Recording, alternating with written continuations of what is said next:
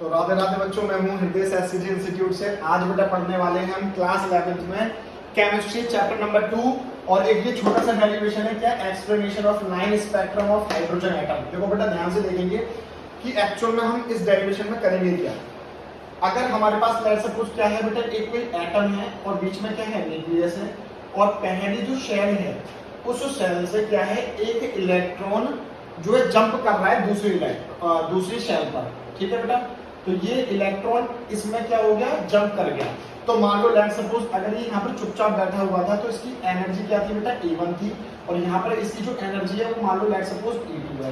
अगर मैं आपसे कहूँ कि चेंज इन एनर्जी मतलब डेल्टा E, और डेल्टा E का मतलब होता है चेंज इन एनर्जी कितनी आई है, तो आप क्या करोगे बेटा, फाइनल माइनस में इनिशियल कर दोगे, है ना।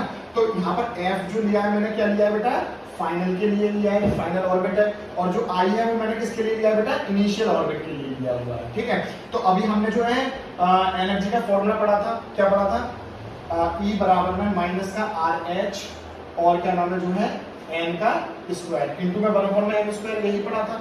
ठीक है, तो फाइनल के लिए फॉर्मूला लिख लेते हैं माइनस RH अपॉन में NF का स्क्वायर, क्योंकि फाइनल की बात चल रही है। इनिशियल में क्या करोगे, तो यहाँ पर माइनस है पहले से ही, ठीक है, और एक माइनस पहले से ही आता है, तो RH अपॉन में NI का स्क्वायर। क्लियर हो रही है, माइनस माइनस प्लस हो जाएगा, तो प्लस वाली चीज मैंने आगे लिख ली है, यहाँ पर माइनस था तो ये माइनस हो गया। क्लियर हो गई। अब RH मैंने क्या कर लिया, एलसीएम ले लिया, 1 अपॉन में NI का स्क्वायर माइनस में 1 अपॉन NF का स्क्वायर बचेगा। ठीक है, RH की वैल्यू अभी हमने बचपन में पढ़ी थी, कितनी होती है बेटा, 2.18 into 10 की पावर माइनस के 18। क्लियर हो रही है वाली बात। ठीक है, तो अगर मैं बात करूं फ्रीक्वेंसी लेवल पे, ये क्या वैल्यू आ गई बेटा, डेल्टा E की वैल्यू आ गई है। ठीक है, तो डेल्टा E की निकालने के बाद क्या होता है, हमारे पास फॉर्मूला होता था E बराबर में h न्यू, यस और नो। तो E क्या है यहाँ पर, डेल्टा E है, तो अगर मैं यहाँ पर बात करूँ ना फ्रीक्वेंसी की, तो क्या कर दूंगा, h से डिवाइड कर दूंगा मैं, तो डेल्टा E अपॉन में h कर दूंगा। तो डेल्टा E की वैल्यू अभी कितनी आई थी आपके पास, क्या आई थी बेटा, डेल्टा E अपॉन में h लिख लिया, और डेल्टा E की वैल्यू क्या थी, इनकी टर्म में सिर्फ h की टर्म में बात कर रहा हूँ, अभी ये वाली चीज मत देखना।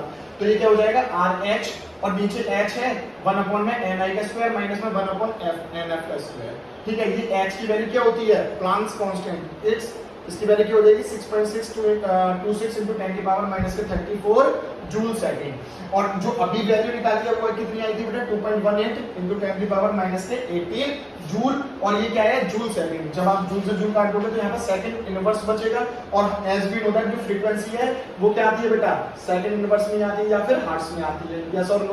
ठीक है, तो हमारे पास म्यू तो आ गया, फ्रीक्वेंसी तो आ गई, लेकिन अगर मैं बात करूं आपसे क्या, wave number, that is V bar के, वी बार से नोट करते हैं। तो फॉर्मूला क्या होता है वी बार का, 1 अपॉन में लैम्डा ना, है ना, और लैम्डा का फॉर्मूला क्या होता है, c बराबर में म्यू लैम्डा, तो लैम्डा इज इक्वल टू में क्या हो जाएगा, c अपॉन में म्यू। ठीक है, तो अब देखो इस लैम्डा की वैल्यू आप नीचे रखोगे तो c आएगा पहले, और ये जो म्यू था वो ऊपर चला जाएगा, यस और नो।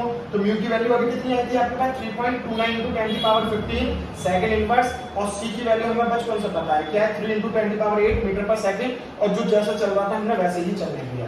जब आप इसे सॉल्व कर लेते हो तो 1.0967 into 10 की पावर 7 और 1 अपॉन में NI का स्क्वायर माइनस में 1 अपॉन NF का स्क्वायर। जब आप इसे सॉल्व कर लोगे तो ये ऐसे करके आता है कुछ 1096677, अगर ये हटानी है पावर आपको।